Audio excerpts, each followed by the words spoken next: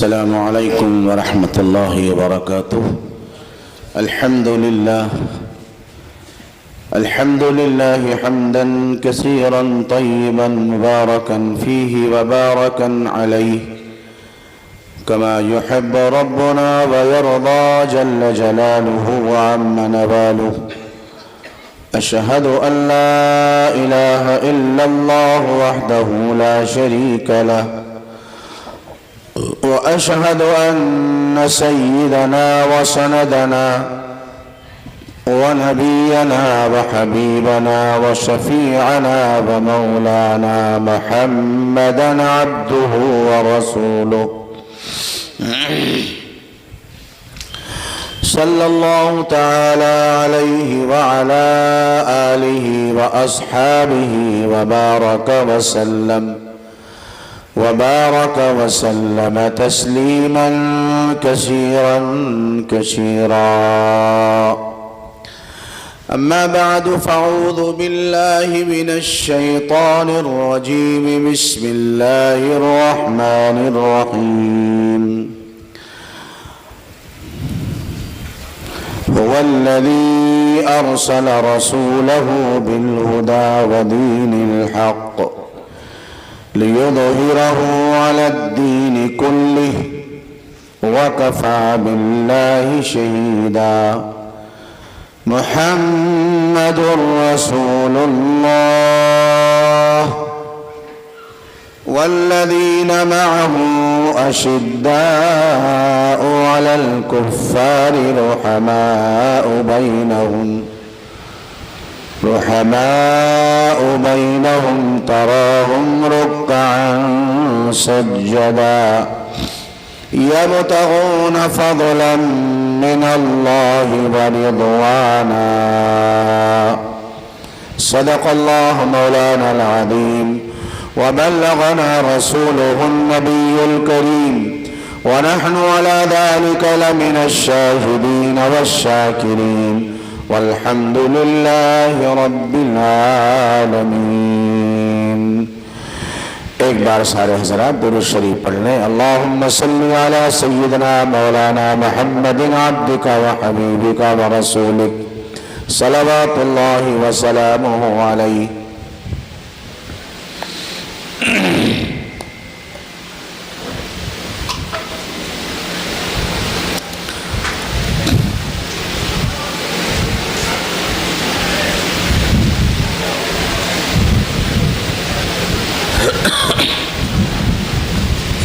حضرات گرامی قدر بزرگوں، بھائیوں اور دوستوں،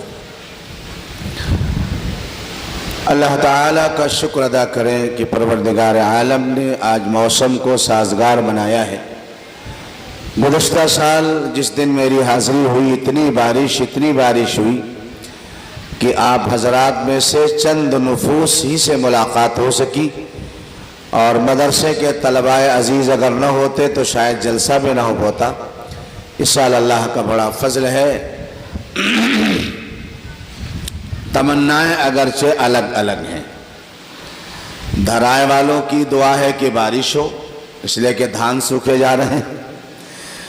شہر والوں کی دعا ہے کہ نہ ہو، ہمارا پروگرام صحیح ہو جائے. میں سب سے پہلے مجاہد ملت حضرت مولانا عثمان صاحب دامت برکاتہم کو ایک تو دعا دیتا ہوں اس امید کے ساتھ کہ آپ حضرات آمین کہیں گے. اللہ تعالی حضرت کو شفائے کاملہ عاجلہ اور صحت کاملہ خدا نصیب فرمائے. اللہ اس دعا کو آپ سب کے حق میں قبول فرمائے. آپ میں، آپ کے گھر والوں میں جو بیمار ہیں، اللہ تعالیٰ ان سب کو شفائے کاملہ عاجلہ نصیب فرمائے. اسپتالوں کا چکر لگانے سے، دریوزہ گری کرنے سے، پریشان ہونے سے اللہ ہمیں اور آپ سب کو نجات عطا فرمائے. دوسری چیز، حضرت مولانا کو اور اس جلسے کی انتظامیہ کمیٹی کو اور آپ سب حضرات کو میں ایک بات کی مبارکباد پیش کرتا ہوں.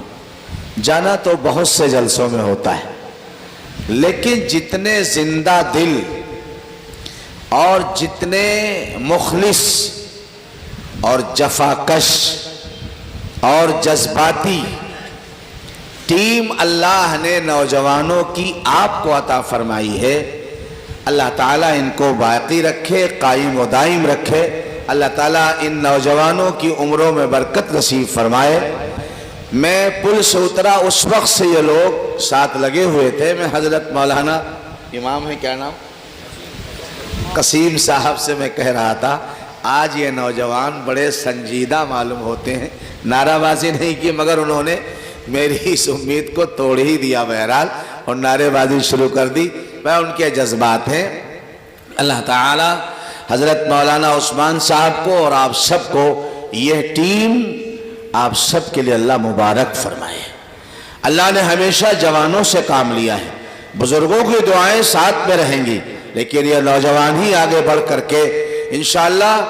اور مجھے جہاں تک یاد ہے کہ چونکہ یہ شہداء اسلام کا اجلاس آپ کے جامعہ اسلامیہ کا ایک مشن کا پروگرام ہے، اور اس کا اثر الحمدللہ صرف سلطان پور شہر میں نہیں، اطراف اور اکناف تک اس کے اثرات ظاہر ہو رہے ہیں اور جا رہے ہیں۔ لوگوں سے بدگمانیاں ان کے ذہنوں سے نکل رہی ہیں۔ حضرات صحابہ کرام رضوان اللہ علیہم اجمعین کی ذوات قدسیہ کے بارے میں ایک لابی تھی اور ہے جس نے بہت سی بدگمانیاں پیدا کی، اور ان بدگمانیوں کا شکار ہم اہل سنت والجماعت کے افراد ہوتے رہے، اپنی لا علمی اور تاریخ کا مطالعہ نہ ہونے کی وجہ سے۔ بلکہ تاریخ کا مطالعہ تو بعض لوگوں نے کیا تو شاید دیدہ و دانستہ وہ اور زیادہ بدگمانی کا اظہار کرنے لگے۔ یاد رکھیے گا، صحابہ کرام رضوان اللہ علیہم اجمعین کی ذات کو پہچاننے کے لیے تاریخ تیسرے نمبر کی چیز ہے۔ جیسے اس وقت اول نمبر پہ ہوا، دوسرے نمبر پہ پانی، تیسرے نمبر پہ کھانا، غلط کہہ رہا ہوں؟ ایسے ہی حضرات صحابہ کرام رضوان اللہ اجمعین کی شخصیات کو پہچاننے کے لیے سب سے پہلے کلام الہی، وَمَنْ أَصْدَقُ مِنَ اللَّهِ قِيلًا وَمَنْ أَصْدَقُ مِنَ اللَّهِ حَدِيثًا۔ اللہ سے زیادہ کس کی سچی بات ہو سکتی، اور اللہ سے زیادہ کس کا قول سچا ہو سکتا ہے؟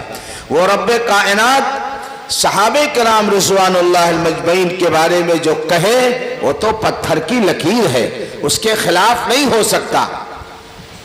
اس کے بعد دوسرا نمبر حدیث مصطفیٰ کا ہے صلی اللہ علیہ وسلم۔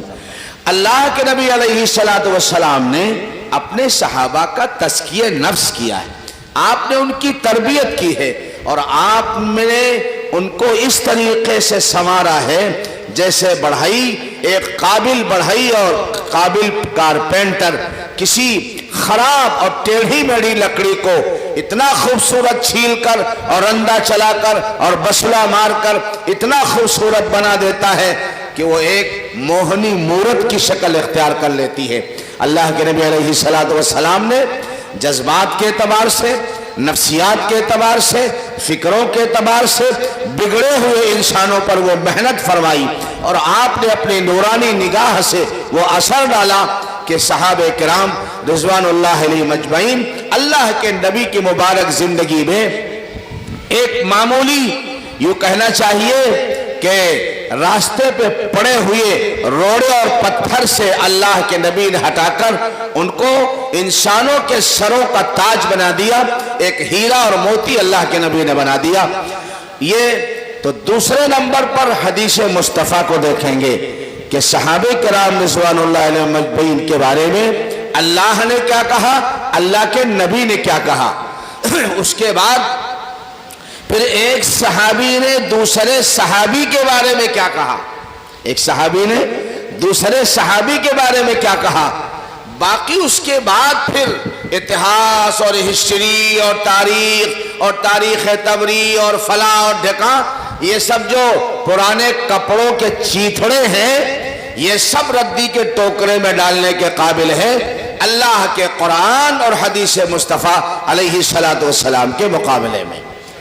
میرے محترم بزرگوں، بھائیوں اور دوستوں، حضرت مولانا نے اس مرتبہ لوگوں کو عنوانات دے دیے کہ آپ کو اس عنوان پہ بات کرنا ہے۔ حضرت مولانا نے مجھ سے فرمایا، میں نے کہا بہت اچھا ہوا، آپ نے پہلے میرا ذہن بنا دیا، اگرچہ عنوان ایسا دیا جو بغیر مطالعے کے بیان نہیں ہو سکتا، بغیر مطالعے کے بیان نہیں ہو سکتا۔ ہاں، ہوائی تو نہیں اڑا سکتے نا، ایران تو ایران کی تو مارنے سے کام نہیں چلے گا۔ آج میرا عنوان ہے سیدنا حضرت علی کرم اللہ وجہہ کی حیات، آپ کی شہادت، اور حضرت علی اور سیدنا حضرت امیر معاویہ رضی اللہ تعالی عنہ کا آپس میں کیا معاملہ تھا، ایک دوسرے کے ساتھ محبت اور تعاون، خیر خواہی، ہمدردی، یہ میرا عنوان ہے۔ میں نے آپ کے سامنے قرآن مقدس کی ایک طویل آیت تلاوت کی۔ اللہ تبارک و تعالی نے اس آیت مقدسہ کے اندر سب سے پہلے اپنے نبی حضرت محمد صلی اللہ علیہ وسلم کے رسول ہونے کا اعلان فرمایا۔ محمد رسول اللہ،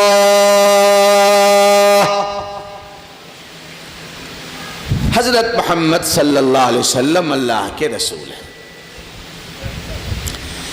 پھر نبی کے 4 یاروں کا تذکرہ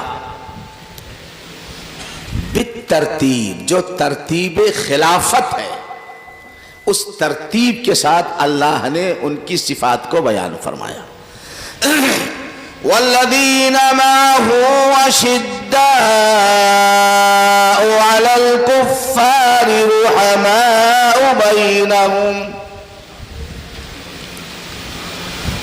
رحماء بینہم تراہم رکعا سجدا یبتغون فضلا من اللہ ورضوانا۔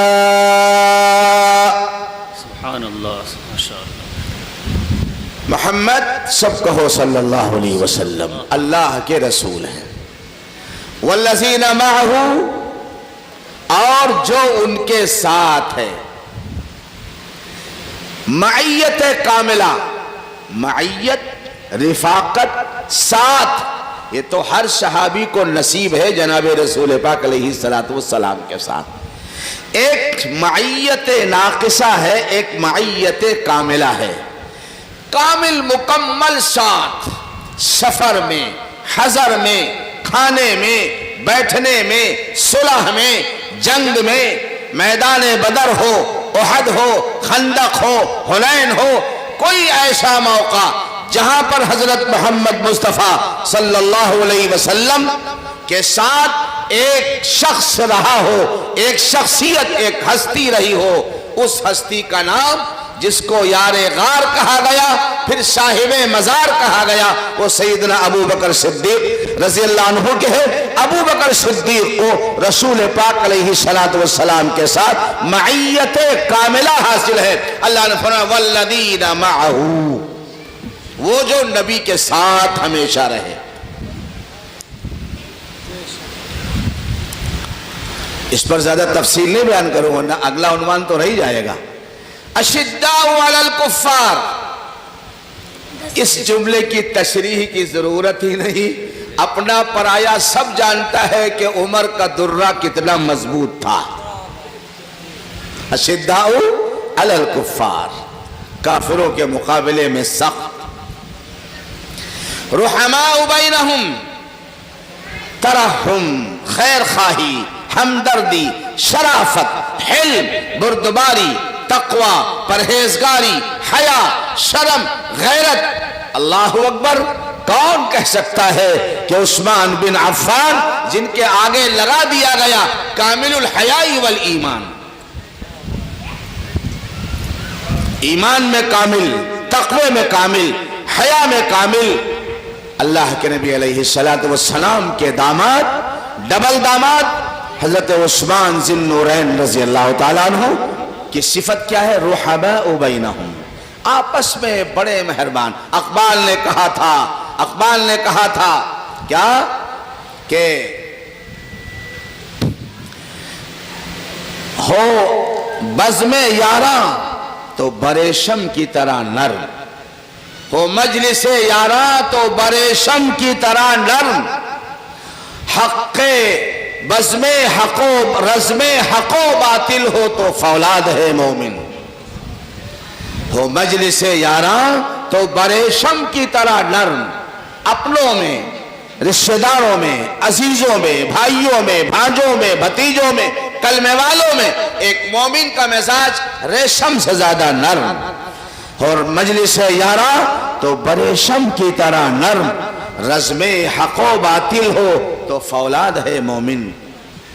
عثمان غنی رضی اللہ تعالیٰ عنہ کی صفت رحماء بینہم، تراہم رکعا سجدا یبتغون فضلا من اللہ ورضوانا۔ اے مخاطب، تو ان کو دیکھے گا کبھی رکوع میں، کبھی سجدے میں، کبھی رکوع میں، کبھی سجدے میں، اور رکوع کر کے لمبے سجدے کر کے وہ کیا ڈھونڈ رہے ہیں؟ دنیا کا مال و منال، دنیا کی سلطنت و بادشاہت، دنیا کی سرداری چودھراہٹ، نہیں، یبتغون فضلا من اللہ، اللہ کا فضل اور اس کی رضا کی جستجو اور تلاش میں لگے ہوئے ہیں۔ حضرات مفسرین نے فرمایا تراہم رکعا سجدہ سے مراد سیدنا حضرت علی کرم اللہ وجہہ کی ذات ہے۔ کیا مطلب؟ ایسا نہیں کہ صدیق اکبر میں یہ صفت نہیں تھی، جیسے معیت رسول ہر صحابی کو حاصل، تشدد علی الکفار ہر صحابی کو حاصل، لیکن اس میں معیت کاملہ کی صفت صدیق اکبر میں ہے، اشداء علی الکفار کی مکمل صفت فاروق اعظم میں ہے۔ ہر صحابی آپس میں رحیم و کریم، شفیق و مہربان تھا، مگر عثمان غنی کو جو مقام اور مرتبہ حاصل ہے اس موضوع پر وہ اور کو نہیں ہے۔ ایسے ہی تمام صحابی عبادت گزار، تہجد گزار، اطاعت شعار، لیکن سیدنا حضرت علی کرم اللہ وجہہ کو اللہ تعالیٰ نے راتوں کو رونے کی جو کیفیت عطا فرمائی تھی وہ ایک خاص صفت ہے حضرت علی کرم اللہ وجہہ کی۔ دیکھو یہ 4 صفتیں ہیں 4 صحابہ کی، اور چاروں کو اللہ نے بالترتیب بیان کیا ہے۔ پہلے صدیق اکبر، پھر فاروق اعظم، پھر عثمان غنی، پھر حضرت علی کرم اللہ وجہہ۔ لوگوں نے عقیدہ جاہلوں کے ذہنوں میں بٹھانے کے لیے قوالیوں کا سہارا لیا، دمادم مست قلندر علی کا پہلا نمبر، میں نے کہا دمادم مست قلندر حضرت علی کا چوتھا نمبر۔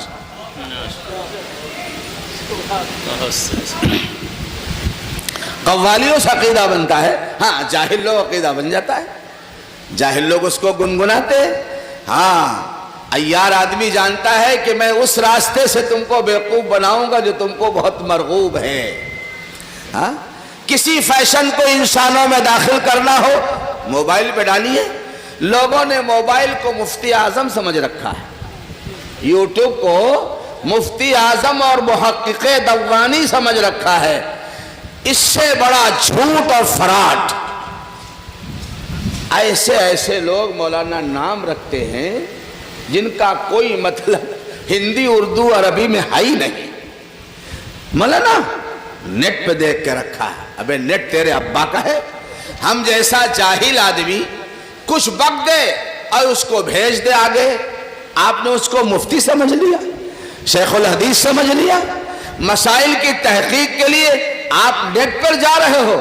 مولانا عثمان صاحب نہیں زندہ ہے، حضرت مولانا سقیم صاحب اور دوسرے حضرات زندہ نہیں، حضرات علماء کرام تشریف فرما ہے، یہ زندہ نہیں ہے۔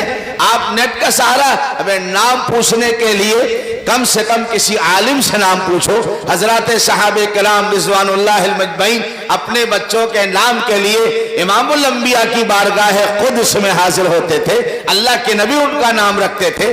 آپ علماء سے نام پوچھو، یاد رکھنا جس نے نیٹ کو اپنا پیغمبر سمجھ لیا ہے اس کی گمراہی میں دو رائے نہیں ہو سکتی. ہاں بالکل نیٹ پیغمبر نہیں ہے, یہ پیغمبر کی زبان نہیں ہے.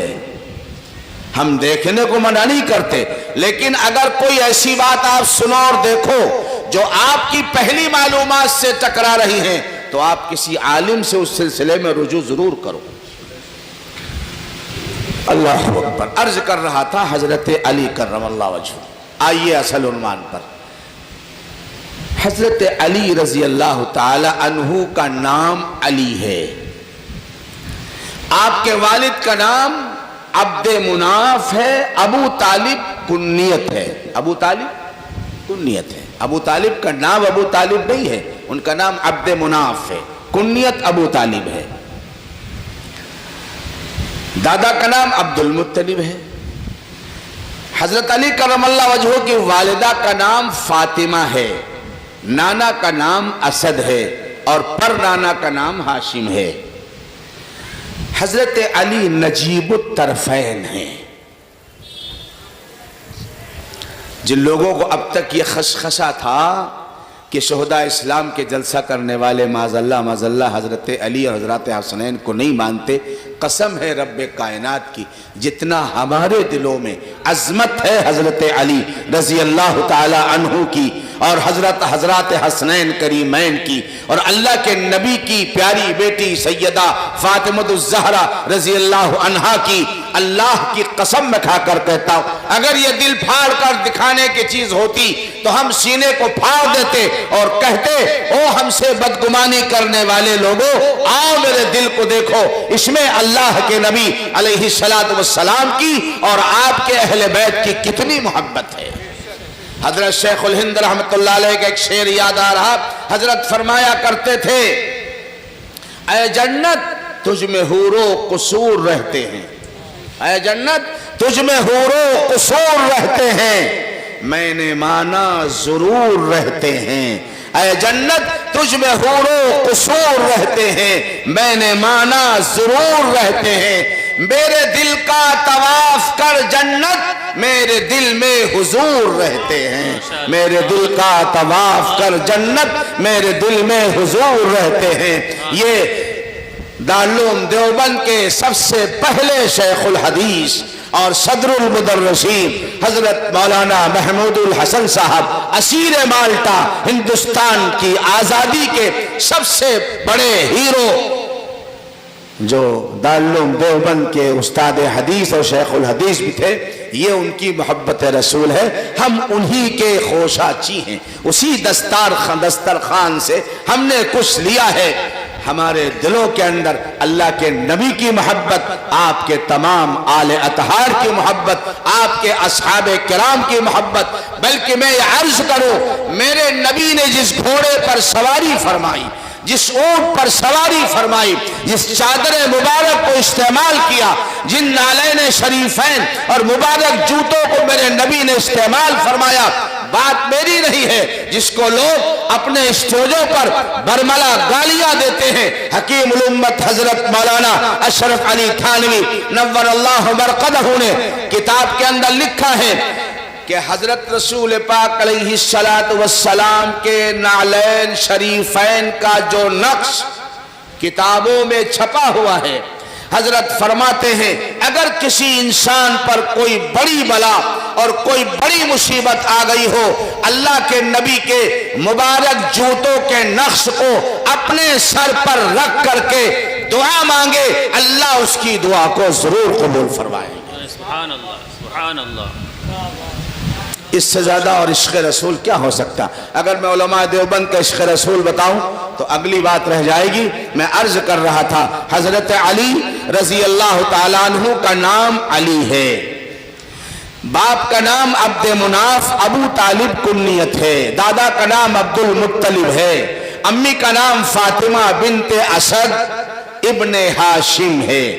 آپ دونوں طرف سے ننیحالی اور ددیحالی دونوں رشتوں سے ہاشمی ہیں, نجیب الطرفین ہیں. آپ کی کنیت ابو الحسن اور ابو تراب ہے۔ کنیت کہتے ہیں بیٹے کے نام سے پکارا جائے یا بیٹی کے نام سے پکارا جائے، جیسے ابو حنیفہ، حنیفہ کے باپ، ابو الحسن، حسن کے باپ، ابو تراب، مٹی کے باپ۔ ابو تراب، یہ میں آپ کو بتا دوں ابو تراب آپ کی کنیت کیوں ہوئی۔ ایک مرتبہ حضرت علی اور سیدہ فاطمہ الزہرا میں کچھ تھوڑی سی ترشی پیش آ گئی۔ ترشی سمجھتے ہیں؟ ذرا سی کڑواہٹ۔ حضرت علی گھر سے تھوڑا ناراض ہو کر مسجد نبوی آ گئے۔ ایک مومن کی پناہ گاہ تو مسجد ہی ہے، مسجد آ گئے۔ حضرت فاطمہ رضی اللہ عنہا، مجھے معاف کیجئے گا، ہماری اور آپ کی جیسی پروردہ بیٹیاں نہیں تھیں کہ فون پر ابا سے کہا ابا جلدی گاڑی لے کے آؤ۔ ایک کی ہمت کیسے، 5 لاکھ کا جہیز دیا، یہ مجھے آنکھ دکھائے، ابا کہیں بٹیا گھبائی 2 منٹ میں پہنچ رہے ہیں۔ یہ لڑکی کبھی اپنے شوہر گھر نہیں رہ سکے گی۔ سیدہ فاطمہ رضی اللہ عنہا اپنے ابو جان کے پاس آئیں، سرکار دو جہاں علیہ السلام کے پاس، اور کہا ابو جان اللہ کے نبی خود پریشان، دوپہر میں گرمی میں تپش میں بیٹی کا اس وقت آنا۔ کہا بیٹی کیا بات ہے؟ کہا اے اللہ کے رسول، میرے ابو جان میرے شوہر مجھ سے ناراض ہو کر کہیں چلے گئے ہیں۔ اللہ اکبر، یہ ہے سچی وفادار بیوی۔ میرے شوہر مجھ سے ناراض ہو کر کہیں چلے گئے۔ سرکار دو عالم علیہ السلام نے تربیت فرمائی تھی، اور تربیت آج بھی کرنی تھی۔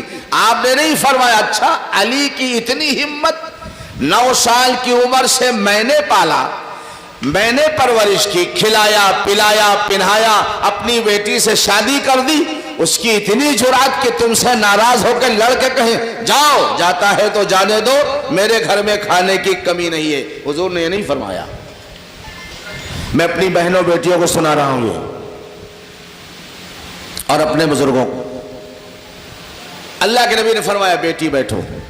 حضور تلاش میں نکلے تو سب سے پہلے آپ بھی مسجد تشریف لے گئے۔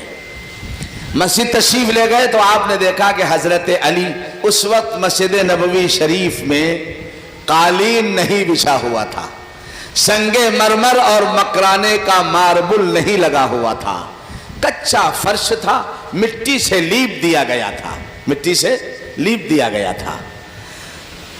حضرت علی آئے اور وہیں لیٹ گئے۔ گرمی کا موسم، پسینہ نکلا تو پسینے سے مٹی آپ کی پیٹھ میں چپک گئی، مٹی گیلی ہو گئی اور مٹی آپ کی پیٹھ میں چپک گئی۔ اللہ کے نبی تشریف لائے، دیکھا کہ علی مٹی پر ننگی پیٹھ سو رہے ہیں، اتنا کپڑا کہاں تھا کہ قالین اور غالیچہ لایا جائے۔ لیٹ گئے، ایک لنگی خالی جسم پہ۔ اللہ کے نبی نے فرمایا السلام علیکم۔ حضرت علی نے حضور کا سلام سنا، اٹھ کر بیٹھ گئے۔ پیٹھ پہ مٹی لگی ہوئی ہے، پسینے سے گیلی ہو کر چپک کر پیٹھ پر مٹی لگی ہوئی ہے۔ اللہ کے نبی نے فرمایا قم یا ابا تراب، قم یا ابا تراب، اے مٹی کے ابا اٹھئے، اے مٹی کے ابا اٹھئے۔ بظاہر یہ کوئی اچھا لقب تو نہیں تھا، لیکن صحابہ کرام رضوان اللہ علیہم اجمعین کا مزاج یہ تھا کہ محبوب کے ہاتھ سے اگر زہر مل جائے تو وہ ہمارے لیے سنکھیا ہے، تریاق ہے ہمارے لیے۔ اللہ کے نبی نے ابو تراب کہا ہے، مٹی کے باپ کہا ہے۔ ابو ہریرہ کو ابو ہریرہ بلی کا ابا کہا ہے، بلوٹے کا ابا کہا، مگر ابو ہریرہ نے اس کو اپنے سینے سے کیسا لگایا؟ آج ان کے اصل نام کا کسی کو پتا نہیں۔ محدثین نے بھی عن ابی ہریرہ رضی اللہ عنہ قال قال رسول اللہ صلی اللہ علیہ وسلم، حدیث روایت کی تو ابو ہریرہ کے نام سے، ابو ہریرہ کے نام سے۔ حضرت علی رضی اللہ تعالیٰ عنہ نے اس کو اتنا پسند کیا، آپ فرماتے تھے لوگوں یہ لقب میرے محبوب کا عطا کیا ہوا ہے، لہذا مجھے اسی نام سے پکارا کرو، ابو تراب ابو تراب، یہ آپ کی کنیت۔ بے شک۔ نام علی، کنیت ابو حسن ابو تراب۔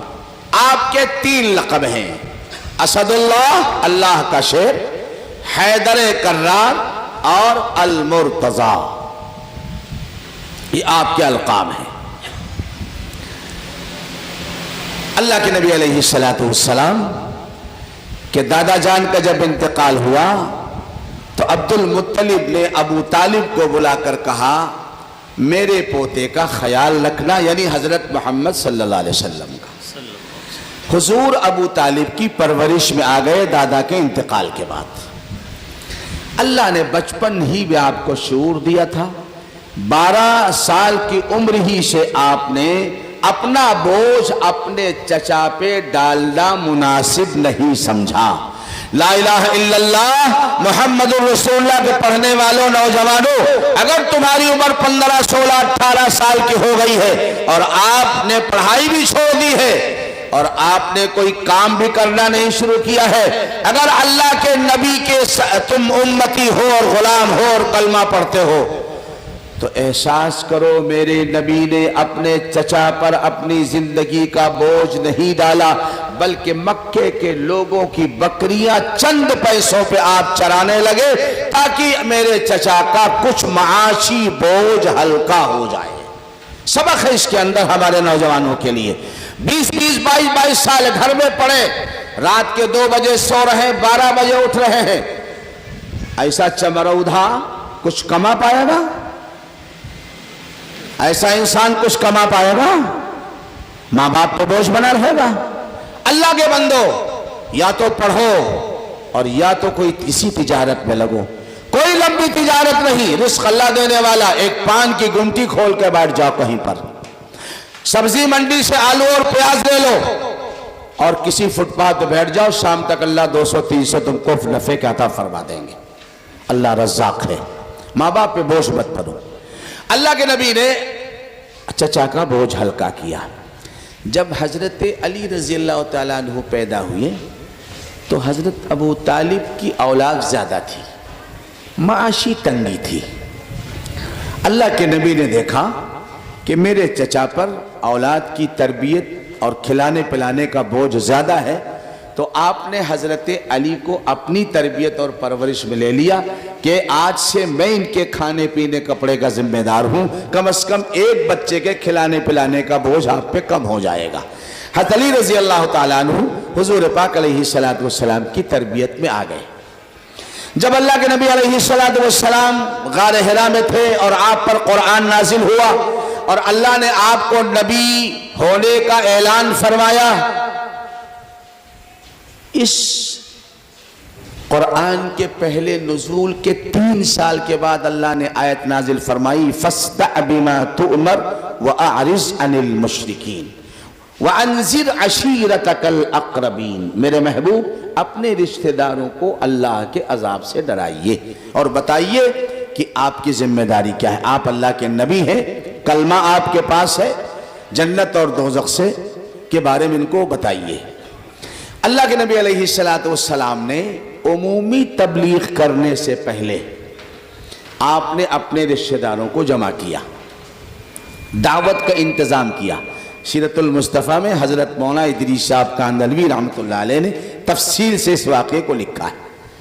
اللہ کے نبی نے جمع کیا، اس پورے کھانے کے منتظم حضرت علی رضی اللہ تعالیٰ عنہ تھے، پیسہ حضور کا تھا، انتظامی امور کی ذمہ داری حضرت، ابھی آپ کی عمر 8 یا 9 سال کی ہے، مگر جب اللہ تعالیٰ شعور عطا فرماتے ہیں تو کبھی 8 9 سال کی عمر میں اللہ وہ لیاقت اور قابلیت عطا فرما دیتے ذمہ داری کے نبھانے کی، جو بعض 40 سال کے لوگوں کو حاصل نہیں ہوتی۔ کھانا ہو گیا، اللہ کے نبی نے دعوت پیش کی، کلمہ پیش کیا، ایھا الناس قولوا لا الہ الا اللہ تفلحوا، لوگو لا الہ الا اللہ کہہ لو کامیاب ہو جاؤ گے۔ بس ابو جہل اٹھا، اس نے کہا اچھا اسی لیے آپ نے ہم کو بلایا تھا، اور کچھ ایسی باتیں کی سارا مجمع منتشر ہو گیا، کوئی مقصد حاصل نہیں ہوا۔ آپ علیہ السلام مایوس نہیں ہوئے، دوسرے دن آپ نے پھر دعوت کا انتظام فرمایا، اور حضرت علی انتظامی امور کے ذمہ دار تھے۔ جب دوسرے دن کھانے کے بعد آپ نے اپنی دعوت کو پیش فرمایا اور ابو جہل نے گڑبڑ کی، ابو لہل نے تماشے کیے، تو حضرت علی اکیلے کھڑے ہوئے۔ پہلے اپنے والد ابو طالب سے مشورہ کر چکے تھے کہ حضرت محمد صلی اللہ علیہ وسلم جو پیغام دے رہے ہیں، اگر آپ کی اجازت ہو تو میں اس ایمان کو قبول کر لوں۔ ابو طالب نے کہا بیٹا میں آپ کو نہیں روکتا، بیٹا میں آپ کو نہیں روکتا۔ والد کے مشورے سے حضرت علی نے کھڑے ہو کر کہا دنیا مانے یا نہ مانے، یہ ابو جہل ابو لہب نامراد مانے یا نہ مانے، میں اعلان کرتا ہوں اشہد ان لا الہ الا اللہ واشہد ان محمدا عبدہ ورسولہ، کلمہ پڑھا اور ایمان میں داخل ہو گئے۔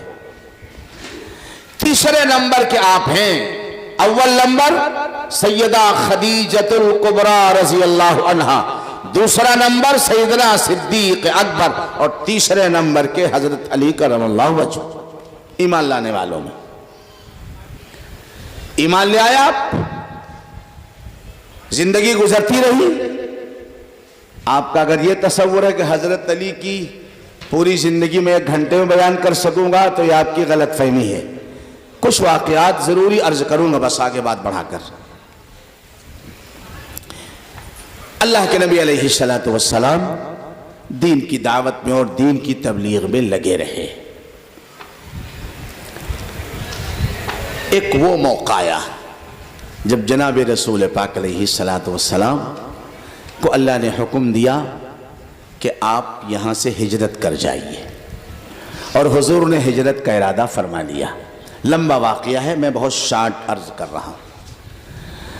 اللہ کے نبی علیہ السلام نے پورے سفر کی تفصیل تو حضرت ابو بکر صدیق کو بتائی ہے۔ ذہن میں رکھیے گا بات یہ، کہاں ملیں گے، کیسے سواری کریں گے، کہاں چھپیں گے، کون کھانا لا کر دے گا، پھر جب 3 دن کے بعد نکلیں گے غار ثور سے تو ہمارا رہبر کون ہوگا، عبداللہ ابن اریقت کو رہبری کے لیے لیا جائے گا، سمجھے نہیں؟ اللہ کے نبی نے پوری تفصیل تو سیدنا ابو بکر صدیق کو بتائی تھی۔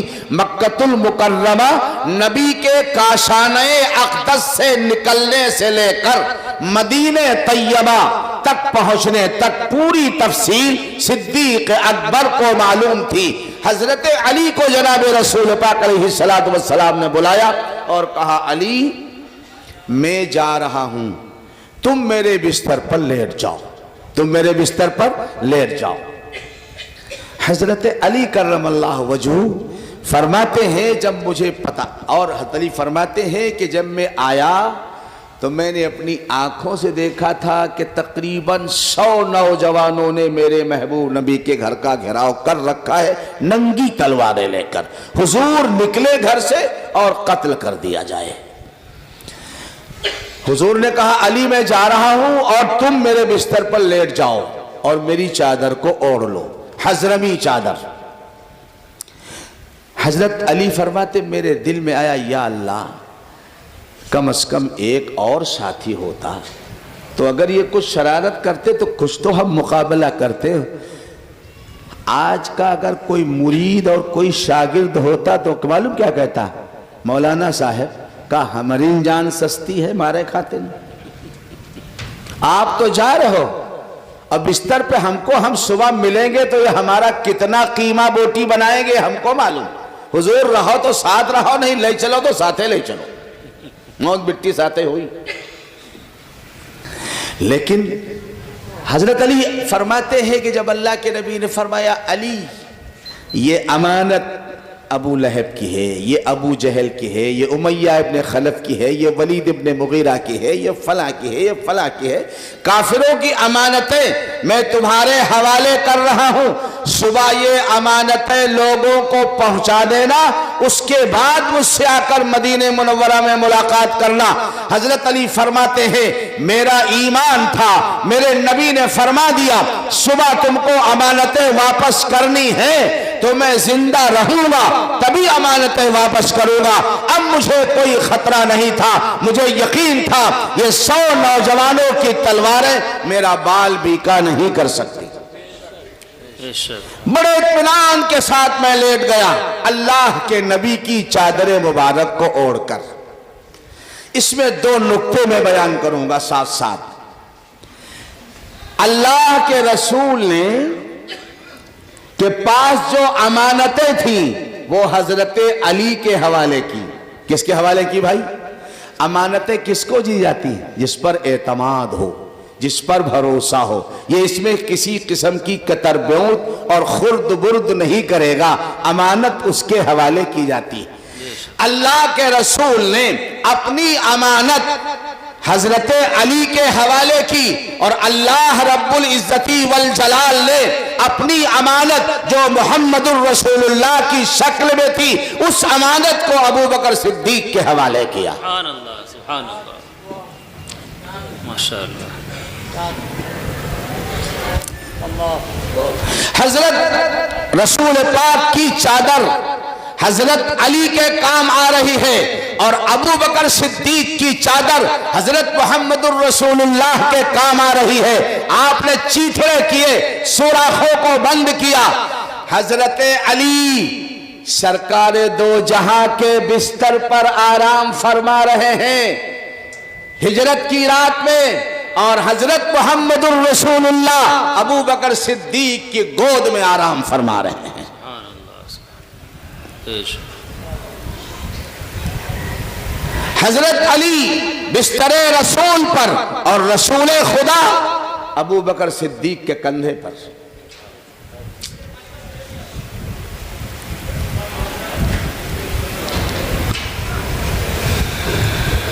مدینہ منورہ میں قدمین شریفین کی طرف بیٹھا ہوا تھا عصر کے بعد۔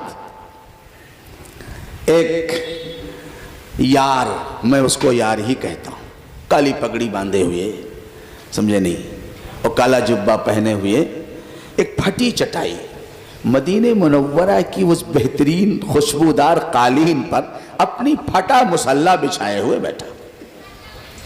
میری بات ہونے لگی، تھوڑی بہت فارسی آتی ہے، وہ بھی فارسی ہی کا تھا وہ،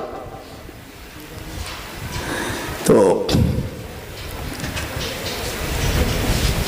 اس نے کہا، میں نے کہا بھئی آپ لوگوں کے اندر بڑی خرابی ہے کہ آپ حضرات شیخین کو نہیں مانتے۔ اس نے کہا ہم مانتے تو ہیں۔ ہم نے کہا مانتے ہو لیکن افضلیت کے قائل نہیں ہو۔ افضلیت کی کون سی بات ان کے اندر؟ میں نے کہا اللہ کے نبی علیہ السلام غار ثور کی طرف ہجرت فرما کر رات کو جا رہے ہیں۔ صدیق اکبر رضی اللہ تعالیٰ عنہ کی بے چینی، ساری بات نہیں عرض کروں گا، جب یہ محسوس کیا کہ مکے کے لوگ بڑے قیافہ شناس ہیں۔ قیافہ شناس جانتے ہو؟ پودل دیکھ کر کے پہچان لینا کہ کون گیا یہاں سے۔ پہلے ہمارے بچپن میں یاد ہے، ہم ندی کنارے رہتے، وہاں بالو زیادہ ہے، اگر رات کو چوری ہوتی کہتے بھئیہ پودر پہچانو پیدر، سمجھے نہیں؟ اگر انگوٹھا ٹیڑھا ہے تو پھلنوا ہوئی، اور اگر چھنگولیاں ہیں تو پھلنوا ہوئی۔ قیافہ شناسی، نشانات قدم۔ مکے کے لوگ بڑے قیافہ شناس ہیں، نشانات قدم کو دیکھ کر کہیں حضرت رسول پاک تک غار ثور میں پہنچ نہ جائیں۔ ابو بکر صدیق کی بے چینی نے مضطرب کر دیا اور کہا یا رسول اللہ فداک ابی و امی، میرے ماں باپ آپ پہ قربان، آپ میرے کندھے پہ سوار ہو جائیے۔ اللہ کے نبی علیہ السلام نے خانہ کعبہ کی تطہیر کے وقت فرمایا تھا علی تم میرے کندھے پہ سوار ہو جاؤ، اس لیے کہ تم بار نبوت کو برداشت نہیں کر سکو گے۔ ابو بکر صدیق نے کہا یا رسول اللہ آپ میرے کندھے پہ سوار ہو جائیے۔ اللہ کے نبی حضور کے کندھوں پہ سوار ہو گئے، اور ابو بکر صدیق اپنے پیروں سے پہاڑ پہ چڑھ رہے تھے، کسی RCC روڈ پہ نہیں چل رہے تھے، ڈامر روڈ پہ نہیں چل رہے، غار جبل ثور پہ چڑھنا تھا حضور کو کندھے پہ بٹھا کر کے۔ ابو بکر صدیق کو پھر خیال آیا، کہتے ہیں نا عشقست ہزار بدگمانی، جب کسی سے عشق ہوتا ہے تو ہزاروں قسم کے خیالات آتے ہیں۔ آپ کا بیٹا اگر کہیں گیا ہو اور کہا ابو میں رات 10 تک آ جاؤں گا اور 12 ساڑھے 12 بج جائیں اور اتفاق سے اس کا سوئچ بھی آف ہو جائے، ایمان سے بتانا نیند آئے گی؟ عجیب و غریب خیالات۔ کہیں کراسنگ، کوہرے کا موسم ہے، کراسنگ کھلی ہو اور اس نے گیٹ مین نے گیٹ بند کرنا بند کر دیا ہو اور کوہرے میں گاڑی نظر نہ آئی ہو اور میرے بچے کی گاڑی کہیں گزر رہی، عجیب و غریب خیالات۔ صدیق اکبر نے سوچا یا اللہ، یہ لوگ بڑے قیافہ شناس اور یہ بھی جانتے ہیں کہ جہاں محمد ہوں گے وہاں ابو بکر بھی ہوں گے، جہاں محمد ہوں گے وہاں ابو بکر بھی ہوں گے رضی اللہ تعالیٰ عنہ، لہٰذا میرے قدموں کے نشان کو پہچان کر بھی تو حضور تک پہنچنے کی کوشش کر سکتا ہے دشمن۔ لہٰذا ابو بکر صدیق نے اپنے پیروں کو رکھنے کے بجائے پنجوں کے بل چلے، قسم خدا پاک کی، پہاڑ پہ چڑھ رہے ہیں، بار نبوت دوش اقدس پر ہے اور پنجوں کے بل چل رہے ہیں، کہیں پورے قدم کا نشان کوئی پہچان نہ لے اور حضور کو تکلیف نہ پہنچ جائے، پنجوں کے بل چل رہے ہیں۔ میں نے کہا کہ اللہ کے نبی کو ابو بکر صدیق نے کس سے کہا؟ اس چمڑی کے گورے اور دل کے کالے سے، جو کالی پگڑی باندھے بیٹھا تھا وہاں پھٹا مسلح بچھائے۔ میں نے کہا اللہ کے نبی کو ابو بکر صدیق نے کندھے پہ سوار کیا تو اس نے کہا یہ کون سی خوبی کی بات ہے، حضور تو خچر پر اور گدھے پر اور گھوڑے پر بھی سوار ہوئے۔ میں نے کہا ٹھیک، ٹھہریے اسی جگہ پر۔ میں نے کہا یہ تو ماننا پڑے گا اگر حضور نے کوئی جوتا پہنا، ایک کارخانے میں جوتے تیار ہوئے، اسی جوتے کو خالد نے پہنا، اسی کو فیاض نے، اسی کو عثمان نے پہنا اور اسی کو معاذ اللہ ابو جہل ابو لہب نے پہنا اور اسی کارخانے کے بنے ہوئے جوتوں کو محمد الرسول اللہ نے پہنا، دونوں جوتوں میں فرق ہے کہ نہیں؟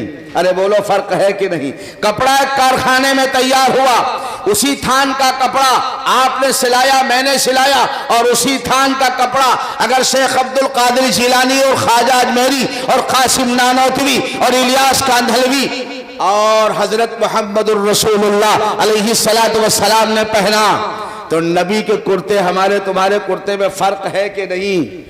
کہا ہے۔ میں نے کہا جس طریقے سے اللہ کے نبی نے جس گھوڑے پر سواری فرمائی، اگر وہ گھوڑا سارے گھوڑوں میں برتر و بالا اور افضل ہے اور قابل احترام ہے، نبی نے جو جوتے پہنے وہ جوتے اس قابل ہیں کہ اپنے سروں کا تاج ان کو بنایا جائے، تو حضرت محمد صلی اللہ علیہ وسلم نے جس انسان پر سواری فرمائی، اونٹ ان اونٹوں میں افضل ہے جس پر نبی نے سواری فرمائی، وہ خچر سارے خچروں میں اعلیٰ ہے جس پر نبی نے سواری فرمائی، وہ انسان سارے انسانوں میں افضل و اعلیٰ ہے جس پر حضرت محمد رسول اللہ نے سواری فرمائی۔ اتنے متوع آیا اور پوچھا یہ شاہجہاں ہذا نجس، یہ خوبصورت قالین نجس ہے، اور اس کا مسلح کھینچا، اس کے نیچے سے لپیٹ کے لے کے چلا گیا، یہ بیچارہ پیچھے پیچھے وہ آگے آگے کہاں لے کر گیا مجھے نہیں معلوم۔ عرض کر رہا تھا حضرت علی رضی اللہ تعالیٰ عنہ بستر پر سو گئے، صبح اٹھے آپ نے امانتیں لوگوں کے حوالے کی۔ ایک اور نکتہ سن لو، جو نبی کافروں کی امانتوں کو، جن لوگوں نے آپ کو گھر سے بے گھر کیا، جن لوگوں نے آپ کی بیٹی کو زخمی کیا، جن لوگوں نے آپ کی چاہنے والی سمیہ کے 2 ٹکڑے کر دیے، اور جن لوگوں نے آپ کی محبت کرنے والے بلال کو پتھروں پر گھسیٹا، اور جن لوگوں نے خباب کو آگ کے انگاروں پر لٹایا، اللہ کے نبی علیہ السلام کے پاس ان سانپ اور سانپ کے بچوں کی امانتیں ہیں، ان اژدہوں اور بھیڑیوں کی امانتیں ہیں، لیکن اللہ کا سچا نبی حضرت محمد مصطفیٰ صلی اللہ علیہ وسلم فرماتے ہیں علی چاہے امانت دشمن کی ہو، امانت امانت ہے، یہ امانتیں میں تمہارے حوالے کر رہا ہوں، ان لوگوں تک پہنچا دینا جس کی امانتیں میرے پاس رکھی ہیں۔ جس نبی نے کافروں کی امانت کو مکمل طور پر ادا کر دیا اور غصب نہیں کیا، کافروں کا حق ادا کر دیا، وہ نبی اگر حضرت علی رضی اللہ تعالیٰ عنہ خلافت بلا فصل کے حقدار ہوتے تو اس حق کو نبی غصب کر لیتا معاذ اللہ؟ نبی ضرور حق دے کر جاتے، یہ میرے علی کا حق ہے، یہ میرے علی کا حق ہے، یہ میرے علی کا حق ہے۔ اگر نبی نے نہیں دیا تو اس کا مطلب حضرت علی کا حق اس نمبر پہ تھا ہی نہیں، وہ چوتھے نمبر پہ تھا، وہ چوتھے نمبر پہ تھا اور چوتھے نمبر پہ مل گیا۔ جناب رسول پاک علیہ السلام مدینہ طیبہ تشریف لے گئے، حضرت علی بھی آ گئے، ملاقات کی۔ اللہ کے نبی علیہ السلام کی صاحبزادی سیدہ زینب، جن کے والد ابو العاص ابن ربیع ہیں، جن کے شوہر ابو العاص قاسم ابن ربیع اموی ہیں، اور دوسرے اور تیسرے نمبر کے داماد حضرت عثمان غنی رضی اللہ تعالیٰ عنہ، اور چوتھے نمبر کے داماد حضرت علی کرم اللہ وجہہ ہیں۔ اللہ کے نبی کو فکر دامن گیر تھی کہ حضرت فاطمہ کا نکاح کسی سے کر دیا جائے۔ ابو بکر صدیق رضی اللہ تعالیٰ عنہ حضور کے منشا کو اور آپ کے مزاج کو پہچانتے تھے کہ کون سی فکر میرے محبوب کو دامن گیر ہے۔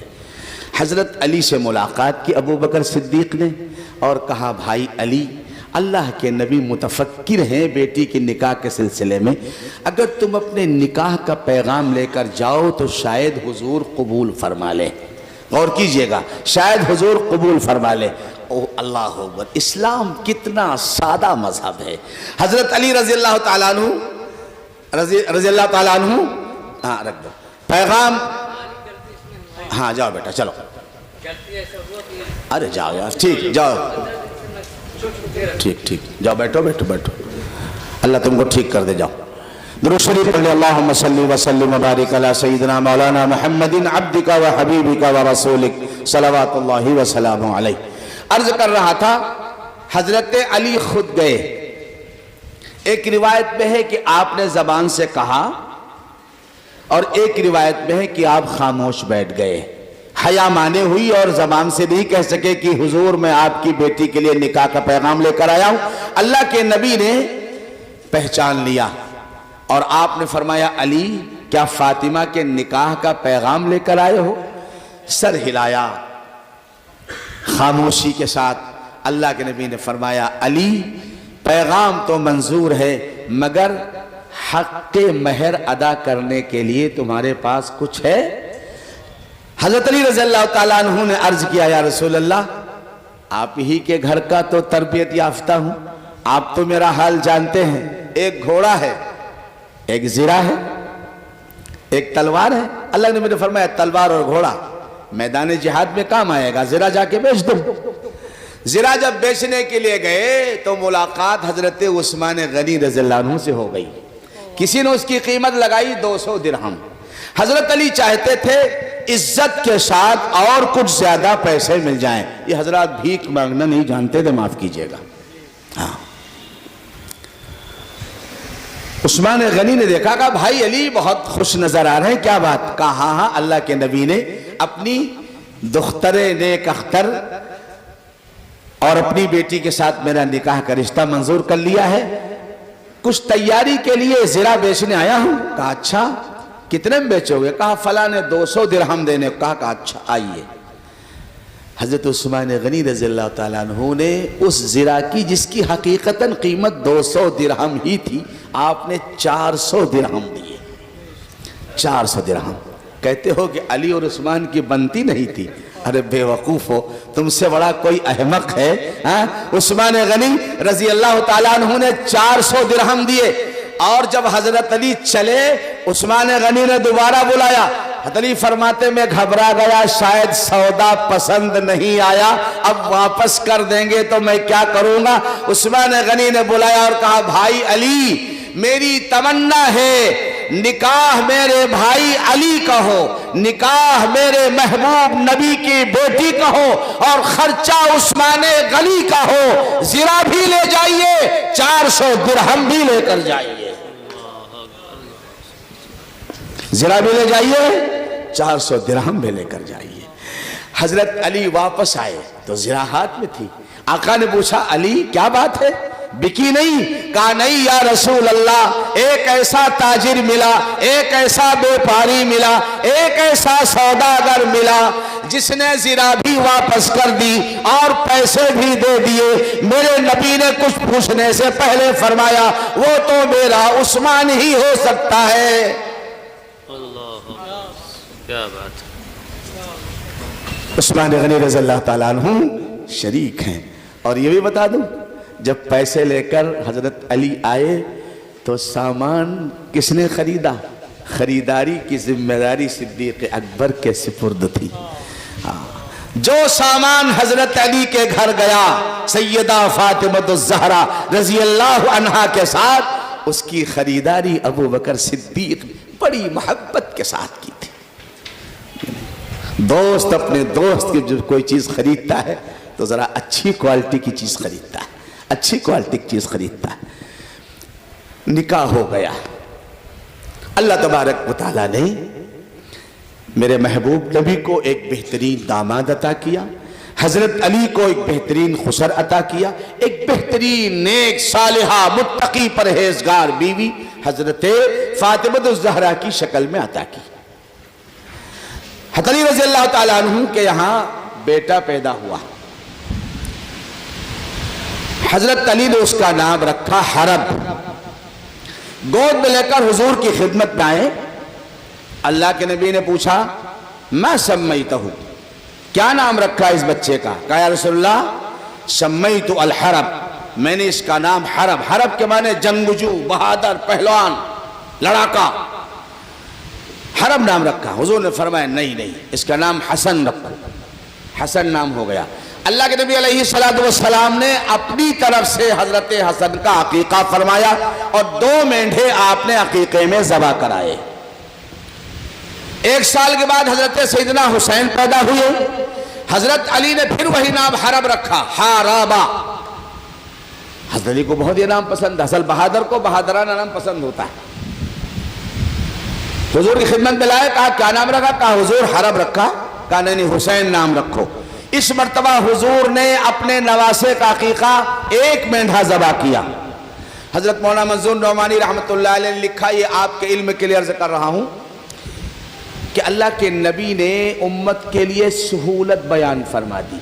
اگر نانا اور دادا طاقت کی حالت میں ہیں تو بیٹے کی طرف سے 2 بکرے یا 2 مینڈھے یا 2 بھیڑ عقیقے میں ذبح کرو، اور اگر حالات کچھ کمزور ہیں تو 1 بکرا عقیقہ میں ذبح کرنے سے بھی کام چل جائے گا، سنت ادا ہو جائے گی۔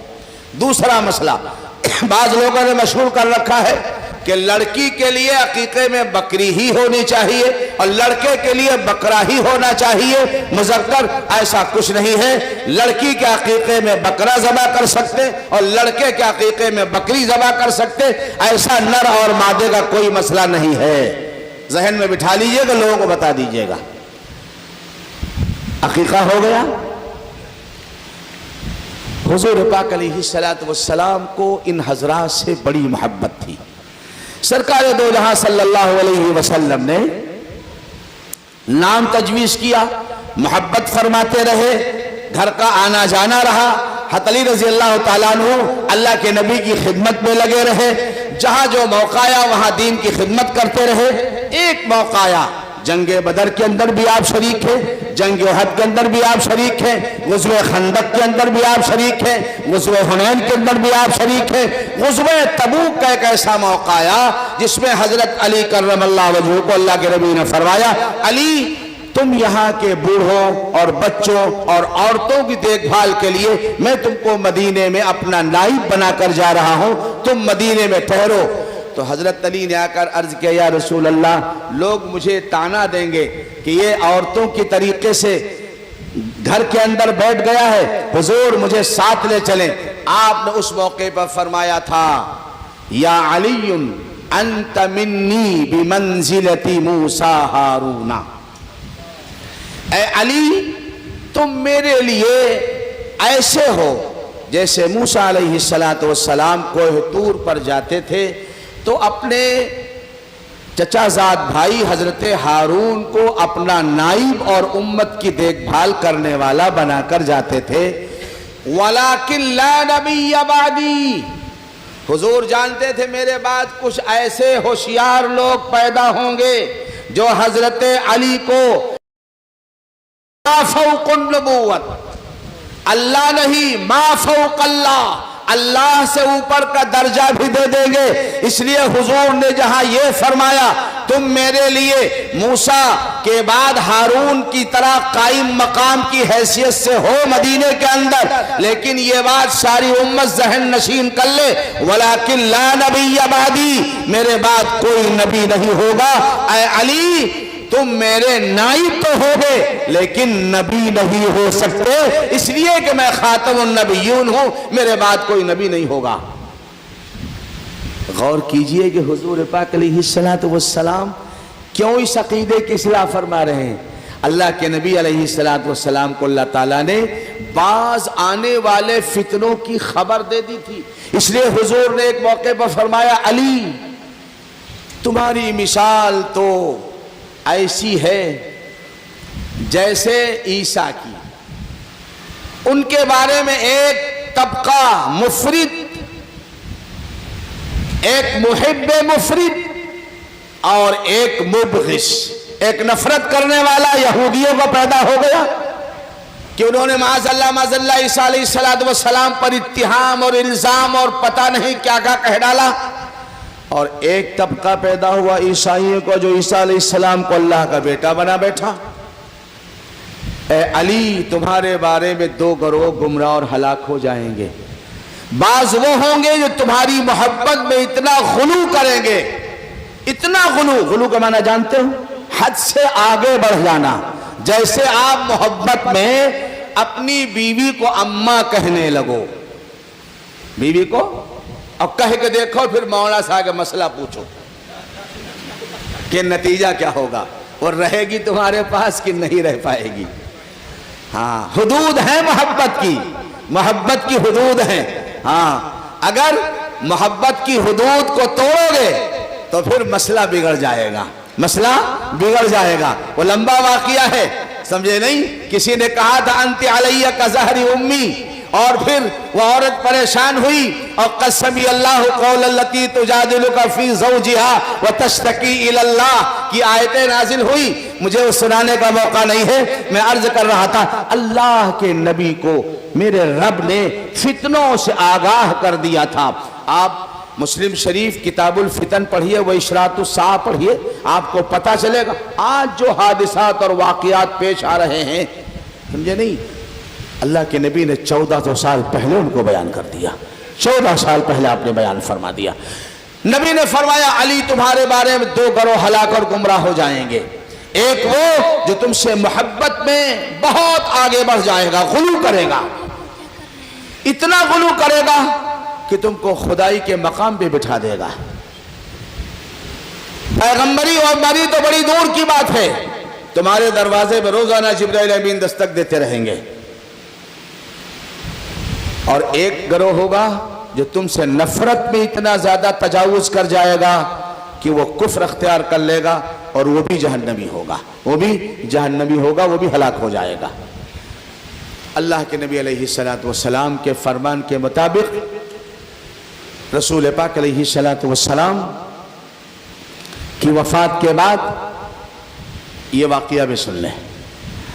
اللہ کے نبی صلی اللہ علیہ وسلم کا جب انتقال ہوا تو حضرت علی کو وہ شرف حاصل ہے رسول اللہ صلی اللہ علیہ وسلم کو غسل دینے کا. یہ بہت بڑا شرف ہے، بہت بڑا اعزاز ہے. نبی کے بستر پر لیٹنا بہت بڑا اعزاز ہے، نبی کی چادر کو اوڑھنا بہت بڑا اعزاز ہے، نبی کی بیٹی سے نکاح کرنا بہت بڑا اعزاز ہے. سمجھے نہیں؟ نبی پاک علیہ السلام کو اپنی گود میں سلانا یہ اس سے بھی بڑا اعزاز ہے. اللہ تبارک و تعالیٰ نے یہ اعزاز اور یہ فضیلتیں عطا فرمائی. حضرت علی نے حضور پاک علیہ السلام کو غسل دیا. اللہ کے نبی کے وفات کے بعد صدیق اکبر کی خلافت آئی اور حضرت علی رضی اللہ تعالی عنہ نے بڑی وضاحت کے ساتھ مجمع عام کے سامنے صدیق اکبر کی بیعت کا اعلان کیا، اور ہزاروں مرتبہ، وہ اللہ جان سکتا کیا وجہ اور کیا سبب تھا، ہزاروں مرتبہ آپ نے اعلان کرایا۔ آج ہی میں ازالت الخفا پڑھ رہا تھا، 80 سندوں کے ساتھ یہ حدیث موجود ہے۔ حضرت علی کرم اللہ وجہہ نے اعلان فرمایا، 80 سندوں کے ساتھ یہ حدیث موجود ہے، ان بعد الانبیاء ابو بکر ثم عمر، انبیاء کے بعد اگر کسی کو کوئی مقام اور مرتبہ حاصل ہے تو وہ ابو بکر کو ہے، اور ابو بکر کے بعد عمر کو حاصل ہے۔ حضرت علی کی یہ بات 80 سندوں کے ساتھ حدیث کی کتابوں میں لکھی ہوئی ہے۔ آپ نے اپنی خلافت کے زمانے میں گشتی جاری کرائی، اللہ اکبر، فرمان جاری کرایا، آرڈیننس، کیا لکھوایا اس کے اندر؟ جو ابو بکر عمر کو گالیاں دے، یہ نہیں فرمایا، جو ابو بکر اور عمر کے مقابلے میں میری تعریف زیادہ کرے، میں اس کو 80 کوڑے مارنے کی سزا دوں گا۔ اللہ، میں آپ کو حوالہ بتا رہا ہوں، کیا مقام تھا صدیق اکبر کا حضرت علی کے دل کے اندر، جو ان کے آگے مجھے افضل بتائے گا، ان کے مقابلے میں مجھے اچھا کہے گا، ان سے برتر و بالا مجھے کہے گا، 80 کوڑے مارنے کی سزا دوں گا۔ یہ سرکاری طور پر آپ نے پوری اسلامی سلطنت میں فرمان جاری کرایا تھا۔ حضرت علی رضی اللہ تعالیٰ عنہ، اور کیوں نہ کرتے ہیں۔ ایک بات تاریخ کے جھروکھوں سے میں آپ کے حوالے کر رہا ہوں دوستو، انشاءاللہ آپ کو چیز اچھی لگے گی اور آپ اس کو محفوظ رکھیں گے۔ حضرت ابو بکر صدیق، حضرت امیر معاویہ، حضرت عثمان غنی، حضرت عمر فاروق سے جو اختلافات کی کہانیاں ہیں، میں قسم کھا کر کہتا ہوں رب کائنات کی، یہ لذا اختلاف لفظی تھا، قسم ہے اللہ رب العزت والجلال کی، ان کے دونوں کے دل ہر ایک کی طرف سے پاک اور صاف تھے۔ جنگ جمل جب ہوئی، اور جنگ جمل میں حضرت طلحہ رضی اللہ تعالیٰ عنہ جو عائشہ صدیقہ رضی اللہ عنہ کی طرف سے تھے، آپ شہید ہو گئے۔ حضرت زبیر رضی اللہ تعالیٰ عنہ باہر نکل گئے۔ ابن جرموز نے موقع کی تاک لگا کر حضرت زبیر رضی اللہ عنہ جو ابو بکر صدیق کے بڑے داماد تھے اور حضور کے رشتے میں ساڑھو تھے، ان کو شہید کیا، اور جا کر کے شان کے ساتھ ابو بکر حضرت علی سے کہا، امیر المومنین خوش ہو جائیے، ابشر، خوش ہو جائیے، میں نے آپ کے دشمن کو قتل کر دیا۔ آپ نے فرمایا کس کو؟ کہا زبیر ابن العوام کو۔ آپ نے فرمایا وَأَبْشِرْ، اور تم اس بات کی بشارت قبول کرو کہ اللہ تم کو جہنم میں داخل کرے گا۔ کہا یہ کیا انعام ملا؟ کیا میں نہیں دے رہا ہوں؟ میرے نبی نے فرمایا تھا، علی ابشر قاتل ابن صفیہ، اے علی میری پھوپھی صفیہ کے بیٹے زبیر کو جو قتل کرے گا اس کو یہ خوشخبری دے دینا، ابشر بالنار، جہنم کی خوشخبری اس کو دے دینا۔ لہٰذا میں اپنے نبی کا فرمان تجھے سنا رہا ہوں، تو نے زبیر کو قتل کیا ہے، تو جہنم میں جائے گا۔ اللہ اللہ، نبی میرا کتنا سچا ہے۔ حضرت علی فرماتے ہیں تھوڑی دیر کے بعد جب اس کو پتا چلا کہ میں نے جہنم میں جانے والا کام کیا ہے، اپنے نیزے سے اپنے پیٹ کو پھاڑ لیا اور وہی سامنے جہنم نصیب ہو گیا، مر گیا۔ حضرت علی رضی اللہ تعالیٰ عنہ نے اللہ اکبر کا نعرہ لگایا اور نعرہ لگا کر فرمایا، اللہ تعالیٰ نے میرے محبوب نبی کی بات کو کس طرح سچا کر کے دکھلا دیا. سامنے بالکل، کہیں اور جا کے مرتا تو شک شبہ ہوتا. سامنے اس نے خودکشی کر لی اور جہنم کی موت اس نے اپنے آپ کو اپنے ساتھ سمیٹ لی اس نے. حضرت نے فرمایا اللہ تعالیٰ کتنا سچا ہے اور کتنا قادر مطلق ہے کہ میرے نبی کی بات کو میرے سامنے ہی سچا کر دکھایا. ان حضرات کے دلوں میں اگر اپنے سے لڑنے والوں کی ذرا بھی نفرت ہوتی تو کہتے ہی ہے کہ تو جہنمی ہے. تو نے زبیر کو تو کہتا ارے شاباش آؤ پیٹ ٹھوکے رسگلہ کھا لو لڈو کھا لو ہاتھ ڈال لو گلے کے اندر. ان حضرات کے دل صاف تھے. چنانچہ ایک نے سوال کیا امیر المومنین یہ لوگ جو آپ سے جنگ جمل میں لڑ رہے تھے کیا یہ مشرک تھے؟ انہوں نے فرمایا نہیں، کلا واللہ ہرگز نہیں. کیا منافق تھے؟ کہا نہیں. کہا پھر؟ آپ فرمایا اخواننا بغوا علینا، یہ ہمارے بھائی تھے جنہوں نے ہمارے خلاف بغاوت کی. باقی نہ مشرک تھے نہ منافق تھے. آپ نے فرمایا لوگوں اپنی خلافت کے زمانے میں ملک شام کی حکومت کو برا مت کہو. مولانا حاجی میں نے مطالعہ کیا ملک شام کی حکومت کو برا مت کہو. اللہ پر ایمان، رسول اللہ پر ایمان، کتاب اللہ پر ایمان، فرشتوں پر ایمان، آخرت پر ایمان میں ہم ان سے زیادہ نہیں ہیں، وہ ہم سے زیادہ نہیں ہیں. یعنی ایمان کے معاملے میں ہم دونوں برابر ہیں. صرف ہمارا اور ان کا اختلاف عثمان غنی رضی اللہ تعالیٰ عنہ کے خون کے بدلہ لینے کے سلسلے میں تھا. اور میں گواہی دیتا ہوں اللہ کو حاضر و ناظر جان کر کہ میں عثمان غنی کے خون سے بری ہوں. میں عثمان غنی کے خون سے بری ہوں. بس یہی ہمارا اور امیر معاویہ کا اختلاف تھا، باقی کچھ نہیں. چنانچہ حضرت علی رضی اللہ تعالیٰ عنہ نے مولانا ٹائم کیا ہو گیا 11:30 ختم کر دیں. ٹھیک کچھ باقی بھی رہنا چاہیے نا اگلے سال کے لیے. اللہ اکبر. حضرت علی رضی اللہ تعالیٰ عنہ کے دل میں حضرت امیر معاویہ کے ایمان کا احترام، حضرت امیر معاویہ رضی اللہ عنہ کے دل میں حضرت علی کا احترام. یہ مضمون انشاءاللہ اللہ نے زندگی دی، حضرت مولا نے حکم دیا اگلے سال مفصل میں بیان کروں گا تاکہ آپ کے دماغوں کی بدگمانیاں ختم ہو جائیں اور آپ سمجھ لیں یہ اشداء علی الکفار رحماء بینہم، کافروں کے مقابلے میں سخت تھے، آپس میں بڑے مہربان، بڑے خیر خواہ، ایک دوسرے کے ہمدرد، ایک دوسرے کے غم گسار تھے. حضرت علی رضی اللہ تعالیٰ عنہ ایک بات بتاؤ، اگر آپ کا کوئی کٹر دشمن ہو تو اس کے نام پہ اپنے بیٹے کا نام رکھیں گے؟ ابو جہل رکھا کسی نے؟ ابو لہب رکھا؟ قارون، فرعون، حامان، شداد، نمرود، ابلیس رکھا کسی نے؟ حضرت علی کے ہاں بڑے بیٹے پیدا ہوئے، نام رکھا حسن.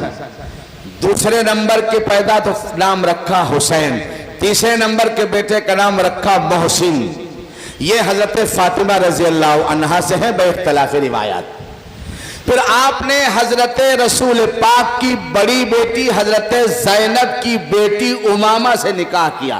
یاد کیجئے گا جب حضرت فاطمہ کا انتقال ہونے لگا تو حضرت علی بہت غمگین تھے.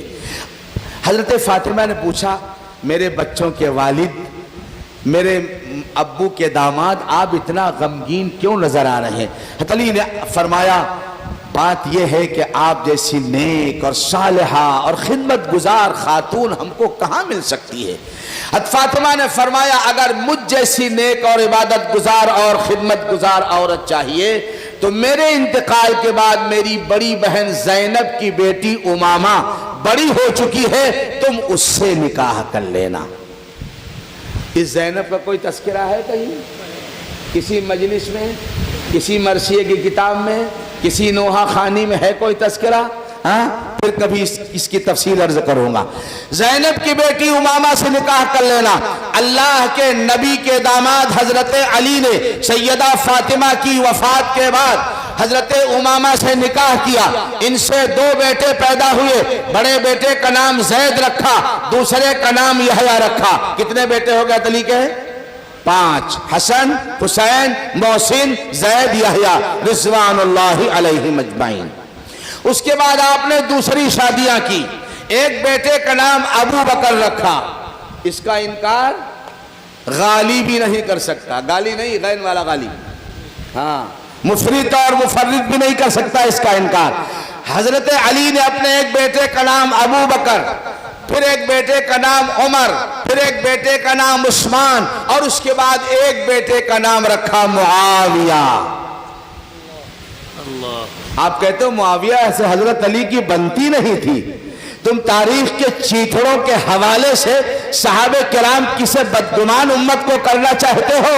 یاد رکھنا ہم صحابہ کرام کی طرف سے وکیل صفائی ہیں، یہ ہماری ذمہ داری ہے۔ اگر کوئی میرے نبی کے یاروں پر کیچڑ اچھالنے کی کوشش کرے گا، اس کیچڑ کو دور کرنا اور اس کا دندہ شکن جواب دینا، یہ ہم گنہگاروں کی ذمہ داری ہے، یہ ہم فقیروں کی ذمہ داری ہے، اور اس ذمہ داری کو موت کی آخری سانس تک انشاءاللہ ہم نبھانے کی کوشش کریں گے۔ اللہ کے ولی حضرت علی نے اپنے بیٹے کا نام معاویہ رکھا اور بتا دیا لوگوں، معاویہ ایک نیک اور صالح انسان تھا۔ بہت سی باتیں میرے مطالعے کی چھوٹ نہیں، بس ایک واقعہ بتا رہا ہوں۔ ابو بکر صدیق رضی اللہ تعالی عنہ کے بڑے بیٹے کا نام ہے عبد الرحمن، منجھلے کا نام عبداللہ، چھوٹے کا نام محمد۔ عبد الرحمن کی بیٹی اسما، محمد کے بیٹے قاسم، ان دونوں کا نکاح ہوا۔ پہلے ایک نقطہ سن لو، اگر کوئی ابو بکر صدیق کے خاندان سے خاندان نبوت کے مضبوط رشتے کا انکار کرے گا تو 12 اماموں میں سب سے پہلے امام کی امامت کا وجود نہیں ثابت کر سکے گا۔ یہ میں بتانا چاہتا ہوں۔ ابو بکر صدیق کا پوتا قاسم اور ابو بکر صدیق کی ایک پوتی اسما، ان دونوں کا نکاح ہوا۔ قاسم اور اسما کا نکاح ہوا آپس میں، ایک بھائی کی بیٹی ایک بھائی کا بیٹا۔ ان دونوں کے نتیجے میں، نکاح کے نتیجے میں ایک لڑکی پیدا ہوئی، ام فروا، نام یاد رکھنا۔ ام فروا جب بڑی ہو گئی تو ام فروا کا نکاح کس سے ہوا؟ سیدنا حضرت علی کرم اللہ وجہہ کے بیٹے کا نام حسین، حسین رضی اللہ عنہ کے بیٹے کا نام زین العابدین، زین العابدین کے بیٹے کا نام امام باقر۔ حضرت امام باقر کا نکاح ہوتا ہے حضرت علی کی پڑ پوتی اور نواسی کے ساتھ، ام فروا کے ساتھ نکاح ہوتا ہے حضرت امام باقر رضی اللہ عنہ کا۔ حضرت امام باقر اور ام فروا کے نکاح کو ذریعہ بنا کر اللہ نے وجود عطا فرمایا حضرت امام جعفر صادق رضی اللہ تعالیٰ عنہ کی پیدائش۔ کتنا گہرا رشتہ ہے، ارے بولو ہے کہ نہیں ہے؟ بے شک۔ اب اگر کہو ابو بکر صدیق ایمان والے نہیں تھے تو ان کے بیٹے بھی کافر، پوتی بھی کافرہ، تو حضرت امام باقر نے نکاح مومنہ عورت سے کیا تھا کہ کافرہ عورت سے کیا تھا؟ اور اگر کافرہ سے کیا تو اس سے پیدا ہونے والا لڑکا امام بنے گا کس کا؟ کافروں کا یا مومنوں کا امام بنے گا؟ حضرت امام باقر رضی اللہ تعالیٰ عنہ کی گود میں اللہ تعالیٰ نے ام فروا کے ذریعے سے حضرت امام جعفر صادق کی پیدائش اللہ تعالیٰ نے عنایت فرمائی اور وجود بخشا۔ یہ گہرا ربط اور تعلق ہے سیدنا صدیق اکبر رضی اللہ تعالیٰ عنہ اور حضرت علی کرم اللہ وجہہ کے درمیان میں، اس رشتے کا کوئی انکار نہیں کر سکتا، اور جب انکار نہیں کر سکتا تو بیکار کی لنترانیاں ہانکنے کا کوئی مطلب نہیں ہے۔ آؤ جس طریقے سے ہم ترتیب کے ساتھ صدیق اکبر، فاروق اعظم، عثمان غنی، علی مرتضی، حسنین کریمین، فاطمہ الزہرا، محمد بن حنفیہ، اہل بیت اطہار سے محبت کرتے ہیں، اصحاب رسول سے محبت کرتے، اپنے ایمان کا جز اور حصہ سمجھتے۔ آؤ میں آپ کو دعوت دیتا ہوں، آئیے ہم صلح جو ہیں، ہم صلح کو تلاش کرنے والے اور امن کا پیغام لے کر چلنے والے، ہم فسادی نہیں ہیں۔ آؤ انشاءاللہ ہمارا اور آپ کا اختلاف ختم ہو جائے گا۔ حضرت ابوبکر صدیق کو اگر تم خلیفہ اول نہیں مانتے ہو، لیکن کم از کم مومن تو مانو، نبی کا صحابی تو مانو، نبی کا یار غار تو مانو، نبی کا صاحب مزار تو مانو۔ یہ تو کہو کہ نبی کے پہلو میں نبی کا یار سو رہا ہے، یہ مت کہو نبی کے پہلو میں زبردستی نبی کا معاذ اللہ دشمن سو رہا ہے، یہ تو مت کہو۔ انشاءاللہ ہمارا اور آپ کا اختلاف ختم ہو جائے گا۔ میرے دوست اور بزرگوں، حضرت علی کرم اللہ وجہہ کی مبارک زندگی کا صرف ایک ورق میں نے آپ کے سامنے بیان کیا ہے، ہزاروں اوراق ابھی باقی پڑے ہیں جو انشاءاللہ کبھی اللہ تعالیٰ چاہیں گے تو ہم بیان کریں گے۔ اب میں صرف اتنا عرض کرنا چاہتا ہوں، اللہ اصل بات تو رہ گئی۔ حضرت علی رضی اللہ تعالیٰ عنہ کو رمضان المبارک کی 17 تاریخ کو جمعے کے دن 3 منعون لوگوں نے مشورہ کیا تھا جنگ نہروان کے بعد کہ علی کو بھی ختم کر دیا جائے، معاویہ کو بھی ختم کر دیا جائے، عمر ابن عاص کو بھی ختم کر دیا جائے۔ 3 لوگوں نے ایک جگہ بیٹھ کر بیڑا اٹھایا تھا، اس میں عبد الرحمن ابن ملجم اور کرب ابن بکیر، عمر ابن بکیر اور کرب ابن عبداللہ، ان 3 لوگوں نے مشورہ کیا۔ ابن ملجم نے حضرت علی کے قتل کا بیڑا اٹھایا اور ان دونوں نے حضرت امیر معاویہ اور عمر ابن عاص رضی اللہ عنہما کے قتل کا بیڑا اٹھایا۔ یہ دونوں ملک شام پہنچے، یعنی جتنے بھی اسلام کے اہم کردار ہیں ان کو ختم کر دیا جائے۔ یہ کون سے لوگ تھے؟ یہ خوارج تھے، یہ خوارج جنہوں نے حضرت علی کو معاذ اللہ کافر کہا اور حضرت علی کے نام کو جوتے کے تلے میں لکھنے پر وہ کمینے ملعون فخر محسوس کرتے۔ اللہ کا شکر ادا کرو، ہم نہ مبغض ہیں نہ مفرط ہیں، نہ محبت میں افراط کرنے والے ہیں نہ نفرت میں تفریط کرنے والے ہیں۔ الحمدللہ اللہ نے ہم کو اعتدال کا مسلک عطا کیا ہے، جس کا جو مقام ہے اس مقام کے اعتبار سے ہم سب کو مانتے ہیں۔ خوارج حضرت علی کو کہ نفرت میں اتنا آگے بڑھے کہ حضرت علی کو معاذ اللہ کافر اور جہنمی کہنے لگے۔ روافض محبت میں اتنا غلو کر گئے کہ نبی اور نبی سے آگے اور خدا کہنے لگے، خدائی کے سارے اختیارات حضرت علی کو دے دیے۔ وہ بھی غلطی پر، یہ بھی غلطی پر۔ حضرت علی رضی اللہ تعالیٰ عنہ کو اللہ تعالیٰ نے ولایت تامہ عطا فرمائی تھی۔ تصوف کا ایک بہترین نمونہ آپ کو اللہ تعالیٰ نے بنایا، تزکیہ نفس کا ایک بہترین امام بنایا اللہ تعالیٰ نے۔ حضرت علی رضی اللہ تعالیٰ عنہ نے اپنی ساری زندگی عبادت میں، ریاضت میں، مجاہدات میں اور سخاوت اور فیاضی دریا دلی کے ساتھ گزاری۔ سرکار دو جہاں علیہ السلام کے محبوب صحابی تھے، محبوب داماد تھے۔ حضرت علی رضی اللہ تعالیٰ عنہ کو اللہ تعالیٰ نے بڑی نعمتوں سے اور بڑی سرفرازیوں سے نوازا تھا۔ حضرت علی رضی اللہ تعالیٰ عنہ کو ابن ملجم نے جمعے کے دن 17 یا 18 رمضان کو فجر کی نماز کے لیے جب آپ کی عادت تھی گھر سے نکلتے تو اعلان کرتے الصلاۃ الصلاۃ یا معشر المسلمین، مسلمانوں نماز کا وقت ہو گیا، نماز کا وقت ہو گیا، چلو۔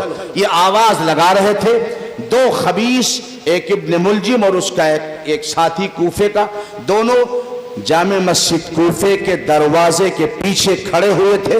حضرت علی جیسے دروازے میں داخل ہوئے، حضرت حسن ذرا پیچھے تھے، دروازے میں داخل ہوئے، ایک نے وار کیا تو تلوار دروازے سے ٹکرا گئی اور ابن ملجم خبیث کا وار کارگر ہو گیا، حضرت علی کی پیشانی پہ لگا اور چیرتا ہوا سینے تک چلا آیا۔ آپ دروازے پہ گر گئے، لوگوں نے دوڑ کر ابن ملجم کو پکڑ لیا اور حضرت علی رضی اللہ تعالیٰ عنہ اسی دن شام کو شہید ہو گئے۔ اب اس پر میں زیادہ تبصرہ نہیں کر سکتا، تبصرے کے لیے بہت سی باتیں ہیں، وہ انشاءاللہ میں پھر کبھی عرض کروں گا وقت نکال کر۔ بس اللہ تعالیٰ سے دعا ہے کہ جس طریقے سے ہم نے حضرت علی کے اوصاف جمیلہ کو بیان کیا اور آپ کی منقبت بیان کی اور آپ کی تعریف کی، یہ لفظی باتیں نہیں تھی، یہ ہمارے دلوں کی آواز ہے، یہ وہ اوصاف جمیلہ ہیں۔ میں اگر ان حدیثوں کو پڑھوں اور پھر ان کا ترجمہ کروں جو بابل اور کتاب المناقب کے اندر محدثین نے حضرت علی اور صدیق اکبر اور فاروق اعظم اور امیر معاویہ اور عثمان ذی النورین کی شان میں بیان کی ہیں، تو صبح ہو جائے گی۔ بس اتنا بتانا چاہتا ہوں، یہ وہ تمام حدیثیں سنیوں کی کتابوں کے اندر موجود ہیں جس میں حضرت علی کی فضیلت کو بیان کیا گیا، حضرت حسن و حسین کی افضلیت کو بیان کیا گیا، حضرت فاطمہ الزہرا کی خوبیوں کو سراہا گیا، یہ سب سنیوں کی کتابوں کے اندر موجود ہے۔ لہٰذا ہم اہل سنت والجماعت جس طریقے سے صدیق اکبر سے محبت کرتے ہیں، فاروق اعظم سے محبت کرتے، عثمان غنی سے محبت کرتے، اسی طرح الحمدللہ ثم الحمدللہ اور اسی عقید ایمان پر ہم موت چاہتے، اسی پہ مرنا چاہتے، ہم حضرت علی کرم اللہ وجہہ کو اپنے دلوں کی دھڑکن اور اپنے سروں کا تاج سمجھتے ہیں الحمدللہ، اور یہ جانتے ہیں انشاءاللہ قیامت کے میدان میں یہ صحابہ کرام کی جماعت ہوگی اور انشاءاللہ ہم اور آپ جیسے گنہگار صحابہ کرام کی مدح اور شہداء اسلام کی تعریف کے جلسے میں شریک ہونے والے اور انتظام کرنے والے اور نعرے لگانے والے نوجوان اور ہم جیسے گنہگار منتظمین انشاءاللہ سب صحابہ کرام کی جماعت کے ساتھ ہوں گے انشاءاللہ۔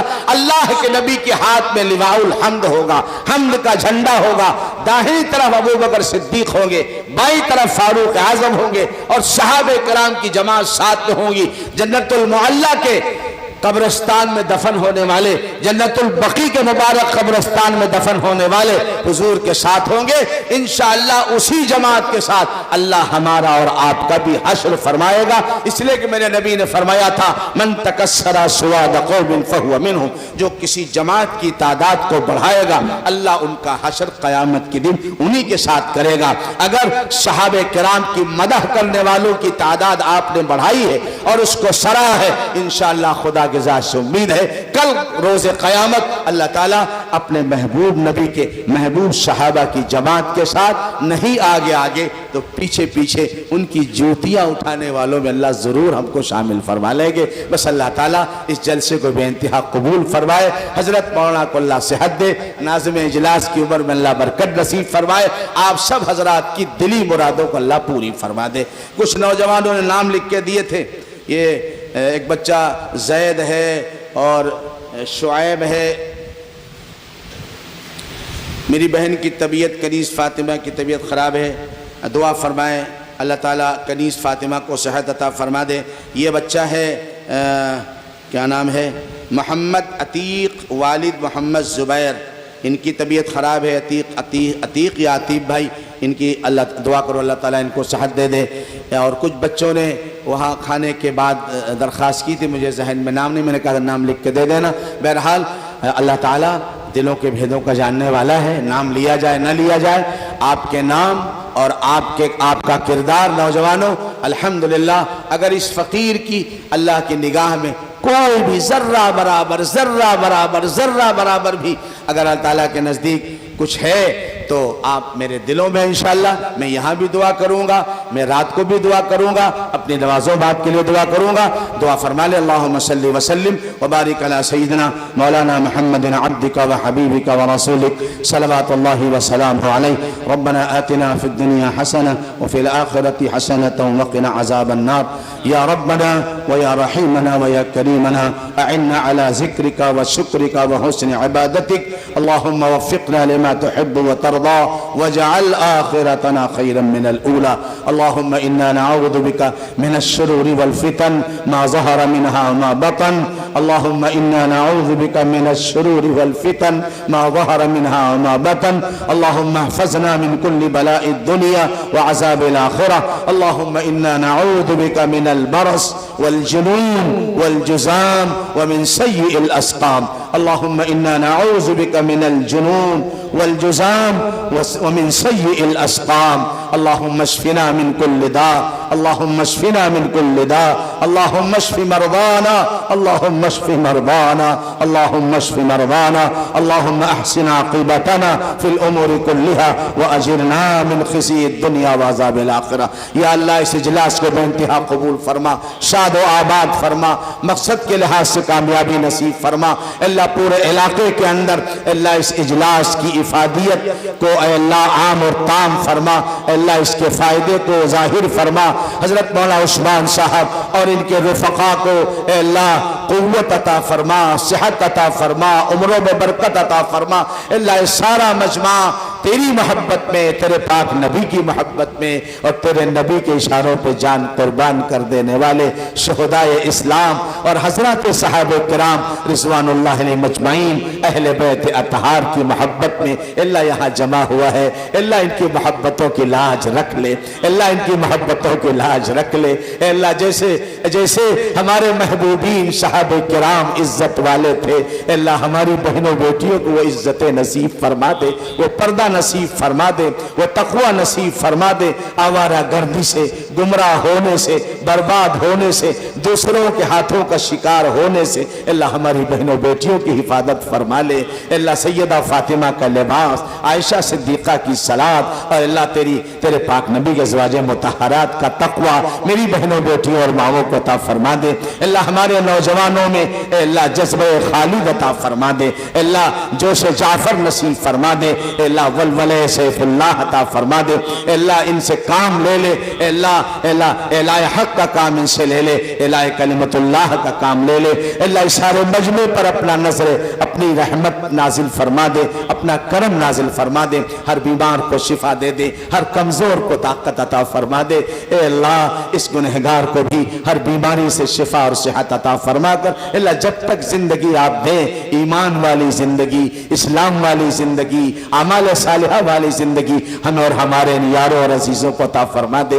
اے اللہ ہماری زندگی بھی اسلامی بنا دے، ہماری موت بھی ایمانی بنا دے. اے اللہ شہادت کی موت نصیب فرما دے، مکہ اور مدینے کی موت نصیب فرما دے. اے اللہ اپنا فضل و کرم فرما دے. اے اللہ ہمارے بھائیوں پر جو قرضہ اس کو ادا کرا دے. جو لوگ بیمار ہیں، جس بھائی کی چچی یا بیوی یا والدہ یا والد بیمار ہیں، ان سب کو شفاء کاملہ عاجلہ دائمہ مستمرہ نصیب فرما دے. اے اللہ اے اللہ اے اللہ ہماری ان دعاؤں کو جو آدھی رات میں آپ کے سامنے ہاتھ پھیلا کر ہم مانگ رہے ہیں، ہم بھکاری ہیں، آپ داتا ہیں، ہم محتاج ہیں، آپ غنی ہیں. آپ کے ہر قدم پر، ہر سانس پر آپ کی نصرت اور مدد کے محتاج ہیں. اللہ ہماری مدد فرما دے اور ہماری تمام ان دعاؤں کو جو ہم نے آج مانگی ہیں اور جو نہیں مانگ سکے ان سب کو شرف قبولیت نصیب فرما دے. اپنے محبوب نبی کے صدقے میں، اپنے محبوب نبی کے صحابہ کی محبت کے صدقے میں، اللہ اپنے محبوب نبی کے اہل بیت کی محبت کے صدقے میں، شہدائے کربلا اور شہدائے اسلام، شہدائے خندق و حنین، شہدائے بدر و حنین کے صدقے میں اللہ ہماری دعاؤں کو قبول فرما لے. اے اللہ قبول فرما لے. اے اللہ قبول فرما لے. ربنا تقبل منا انك انت السميع العليم وتب علينا انك انت التواب الرحيم وصلى الله على خير خلقه سيدنا محمد واله واصحابه اجمعين والحمد لله رب العالمين. اللہ تعالیٰ اس مدرسے کو آباد فرما دے. بچوں کو اللہ تعالیٰ زیادہ آنے کی توفیق عطا فرمائے اور آبادی بس